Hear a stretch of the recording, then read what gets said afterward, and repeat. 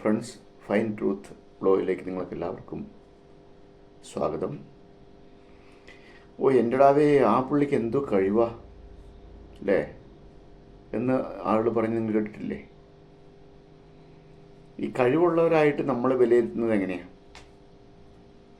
ഒരുപക്ഷെ അവർക്ക് ഏതെങ്കിലും ഗവൺമെൻറ് ജോലി ഉണ്ടാവും, അതല്ലെങ്കിൽ ഗവൺമെൻറ്റിൻ്റെ ഏതെങ്കിലും തലത്തിൽ ഉന്നതപരമായിട്ടുള്ള ഏതെങ്കിലും സ്ഥാനത്തായിരിക്കും, അല്ലെങ്കിൽ ഒരുപക്ഷെ സ്കൂൾ അധ്യാപനോ അതുപോലുള്ള ഏതെങ്കിലും ആളുകളായിരിക്കും. അവരെയൊക്കെ നോക്കിയിട്ടാണ് ഇങ്ങനെ പറയാൻ അവർക്ക് എന്ത് കഴിവാണ്. ഇപ്പം ഈ പറയുന്ന നിങ്ങളുടെ കഴിവ് നിങ്ങളെന്താ തിരിച്ചറിയാത്തെ? ഇപ്പോൾ ഈ കഴിവ് എന്നുള്ളത് ഈ സാധാരണ ആളുകളുടെ ഒരു കാഴ്ചപ്പാടിൽ അവരുടെ വിദ്യാഭ്യാസ യോഗ്യത അവർ ഏത് സ്ഥാനത്തായിരിക്കുന്നു എന്നുള്ളതിൻ്റെ അടിസ്ഥാനത്തിലാണ്, ഏതെങ്കിലും ഒരു പൊസിഷനിൽ നിലയിൽ എത്തിയിരിക്കുന്നതിൻ്റെ അടിസ്ഥാനത്തിലാണ് കഴിവെന്ന് പറയാൻ. അത് നമ്മുടെ വിലയിരുത്തുക, അത് നമ്മുടെ ഒരു സങ്കുചിതമായ കാഴ്ചപ്പാടാണ്. എല്ലാവരും കഴിവുള്ളവരാണ്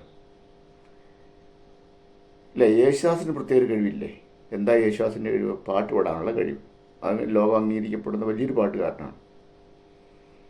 ആ കാര്യത്തിൽ നമ്മൾ യേശുദാസിനെ അംഗീകരിക്കുന്നു. പക്ഷെ ആ യേശുദാസിന് മിഷിന്മാളും തോളലിട്ടുണ്ട് തെങ്ങിൻ്റെ മുകളിൽ കയറിയിട്ട് തെങ്ങിൻ്റെ മണ്ട മുറിക്കാൻ പറ്റുമോ? അതല്ല, പുള്ളിക്ക് വെൽഡിങ് ചെയ്യാൻ പറ്റുമോ? നടക്കാല. അപ്പോൾ ഈ വെൽഡിങ് ചെയ്യുന്നവനും തെങ്ങിൻ്റെ മണ്ടയിൽ കയറി അതിസാഹസികമായിട്ട് ആ തെങ്ങിൻ്റെ മണ്ട മുറിക്കുന്ന ഒരാളും അയാൾ കഴിവില്ലേ? ആ കഴിവ് ഈ പാട്ട് പാടുന്ന ആൾക്കുണ്ടോ? അല്ലെങ്കിൽ ഒരു അധ്യാപകനുണ്ടോ? ഇല്ല. ഉണ്ടോ? അപ്പോൾ അതെന്താ നിങ്ങൾ മനസ്സിലാക്കാത്തത്? അപ്പോൾ കഴിവുകൾ വ്യത്യസ്തമാണ്. അപ്പോൾ വ്യത്യസ്ത കഴിവുകളുള്ള ആളുകൾക്കുണ്ട്. അപ്പോൾ നമ്മളെല്ലാവരും ബഹുമാനിക്കപ്പെടേണ്ടതാണെന്ന് ഞാൻ പറയുന്നത്. വിദ്യാഭ്യാസപരമായിട്ട് കുറച്ച് അറിവ് നേടിയ വ്യക്തിയെ നമ്മൾ സാറെന്ന് വിളിക്കുന്നു, അല്ലെങ്കിൽ ഗവൺമെൻറ് തലങ്ങളിൽ ഏതെങ്കിലും ഉന്നത സ്ഥാനങ്ങളിൽ ഇരിക്കുന്ന വ്യക്തികളെ സാറെന്ന് വിളിക്കുന്നു. എന്നാൽ ഇങ്ങനെ സ്കില്ലുള്ള ആളുകളെ എന്തുകൊണ്ട് വിളിച്ചുകൂടാ? ആ സ്കില്ല് മറ്റുള്ളവർക്കില്ലല്ലോ, അവനെ സാറെന്ന് വിളിക്കേണ്ടതല്ലേ നമ്മൾ. പക്ഷെ അത് പലപ്പോഴും മനുഷ്യൻ്റെ സങ്കുചിത ചിന്ത കാരണം ജോലികളെ തരംതിരിച്ചിരിക്കുക. ഈ ജോലി ചെയ്യുന്നവൻ താഴ്ന്നവൻ, ഇന്ന ജോലി ചെയ്യുന്നവൻ മുതിർന്നവൻ, അല്ലെങ്കിൽ വലിയ ആൾ എന്നുള്ള ഒരു കാറ്റഗറി തിരിച്ചിരിക്കുകയാണ്. അതല്ല മാറേണ്ടത്, അതല്ല ശരി. അത് മാറേണ്ട ഒരു സംഗതിയാണ്. ഇപ്പോൾ കുട്ടികളെ സ്കൂളിൽ പോകുന്ന കുട്ടികളുടെക്ക് എങ്ങനെയാണ് അവരുടെ ഒരു കഴിവുകളെ വിലയിരുത്തപ്പെടുന്നത്? അവരെല്ലാ വിഷയങ്ങൾക്കും മാർക്ക് മേടിക്കുന്നുണ്ടോ എന്നുള്ള അടിസ്ഥാനത്തിൽ അത് കേവലം ഒരു വശം മാത്രമാണ്. അങ്ങനെ മാർക്ക് മേടിച്ച് ഉന്നത വിജയം നേടുന്ന കുട്ടികൾക്ക് ആ സ്കൂളിലെ ഏറ്റവും നല്ല ഓട്ടക്കാരനായിട്ടുള്ള കുട്ടിയായിട്ട് താരതമ്യപ്പെടുത്തി കഴിഞ്ഞാൽ ആ ഓട്ടം അവന് പറ്റുമോ? അവന് അത്രയും ഹൈ ജമ്പ് ഇടാൻ പറ്റുമോ? അല്ലെങ്കിൽ എത്രയോ പാട്ടുകാരായ പിള്ളേരുണ്ട്, അല്ലെങ്കിൽ മറ്റു തലങ്ങളിൽ ശോഭിക്കുന്ന എന്തോ ഒരു പിള്ളേരുണ്ട്. അപ്പോൾ അതുകൊണ്ട് ഈ ഒരു മേഖലയിൽ മാത്രം വിലയിരുത്തിയിട്ട് ഒരാളുടെ കഴിവാൻ ഭയങ്കരനാണ്, വലിയ ആളാണെന്ന് പറയരുത്. അതുകൊണ്ട് നമുക്കെല്ലാം കുട്ടികളുണ്ട്, നമ്മുടെ കുട്ടികൾക്കും മാന്യമായ കഴിവുകളുണ്ട്. അതിനെ കാണാതെ പോകരുത്. അതിനെ മറ്റവരുമായിട്ട് വിപരീത താരതമ്യപ്പെടുത്തി അവൻ മിടുക്കനാണ്, അവനെ കണ്ടോ അങ്ങനെയാണെന്ന് പറയുന്നത്. പക്ഷേ ഇവൻ്റെ മിടുക്ക് എന്തുകൊണ്ട് കാണാതെ പോകുന്നു? അപ്പോൾ അങ്ങനെ ഉള്ള ഒരു സംഭാഷണമോ ഒരു ചിന്താഗതിയോ പാടെ ഒഴിവാക്കേണ്ടതാണെന്നാണ് ഞാൻ പറഞ്ഞു വരുന്നത്. നിങ്ങൾക്ക് പറയുന്ന പോയിന്റ് മനസ്സിലാകുമെന്ന് ഞാൻ വിചാരിക്കും. അപ്പോൾ അതുകൊണ്ട് ഓരോ തൊഴിലിനും അതിൻ്റേതായ മഹത്വമുണ്ട്. ഓരോരുത്തരും സ്കില്ലുള്ള വ്യക്തികളാണ്, ആ ഒരു പ്രത്യേക മേഖലയിലാണ് മാത്രമുള്ളൂ. അപ്പോൾ അതിനെ ആ വിധത്തിനെ വേണം വിലയിരുത്താനായിട്ട്. അല്ലാതെ ഏതെങ്കിലും ഒരു മണ്ഡലത്തെ മാത്രം കേന്ദ്രീകരിച്ചേണ്ടവൻ വലിയ ആളാണ്, വലിയ കഴിവുള്ളവനാണ്, അത് അങ്ങനെയല്ല നമ്മൾ വിലയിരുത്തേണ്ടത്. അതുകൊണ്ട് അങ്ങനെ നോക്കുമ്പോൾ നമ്മളെല്ലാവരും ഈക്വലാണ് അല്ലേ? നമ്മളെല്ലാവരും ബഹുമാനിക്കപ്പെടേണ്ടതാണെന്നാണ് ഈ പറഞ്ഞതിൻ്റെ അർത്ഥം.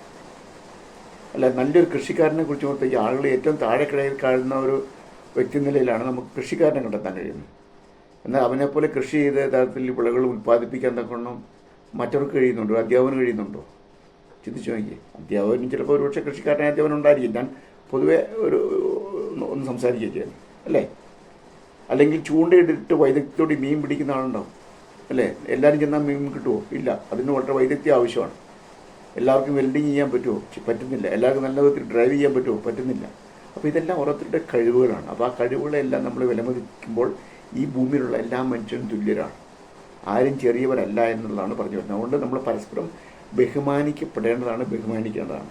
അതുകൊണ്ട് കുട്ടികളെ വിപരീത താരതമ്യം ചെയ്യുന്നത് ഒഴിവാക്കിക്കൊണ്ട് നമ്മളുടെ കുട്ടികളുടെ കഴിവുകളെ കണ്ടെത്തി അതിനെ പ്രോത്സാഹിപ്പിച്ച് അതിനെ വിപരീത താരതമ്യം ചെയ്യാണ്ടിരിക്കും. മറിച്ച് അവൻ വലിയവനാണ്, മിടുക്കനാണ്, ആ ഒരു ചിന്തയാണ് അവൻ വളർത്തേണ്ടത്. അപ്പോൾ അതുകൊണ്ട് നമ്മൾ ഓരോരുത്തരും നമ്മളിൽ രൂഢമൂലമായിരിക്കുന്ന കഴിവുകളെ സ്വന്തമായിട്ട് വിലമതിക്കേണ്ടതുണ്ട്. അതിനെ സെൽഫ് എസ്റ്റീം എന്ന് പറയും. അത് വേണം നമുക്കൊരു പരിധി വരെ. മറിച്ച് നമ്മൾ ഒന്നും കൊള്ളില്ല, നമുക്ക് കഴിവില്ല, പ്രാപ്തിയില്ല എന്നുള്ളൊരു നെഗറ്റീവ് ചിന്താഗതി ഒഴിവാക്കിയിട്ട് പോസിറ്റീവായിട്ട് ചിന്തിക്കുക. എനിക്ക് കഴിവുള്ളവനാണ്. അപ്പോൾ ഒരു പരിധി വരെയുള്ള സെൽഫ് എസ്റ്റീം നമുക്ക് ആവശ്യമാണ്. അപ്പോൾ ഇന്നത്തെ ഈ വീഡിയോയിലെ ടിപ്സ് നിങ്ങൾക്ക് ഉപകാരപ്രദമായി എന്ന് നിങ്ങൾക്ക് തോന്നുന്നുണ്ടെങ്കിൽ നിങ്ങൾ ഈ വീഡിയോ ഒന്ന് സബ്സ്ക്രൈബ് ചെയ്യുക, ലൈക്ക് ചെയ്യുക, ഷെയർ ചെയ്യുക. അപ്പോൾ അടുത്തൊരു വീഡിയോയിൽ മറ്റൊരു ടിപ്സുമായിട്ട് നമുക്ക് കണ്ടെത്താം. അതുവരെ ഗുഡ് ബൈ.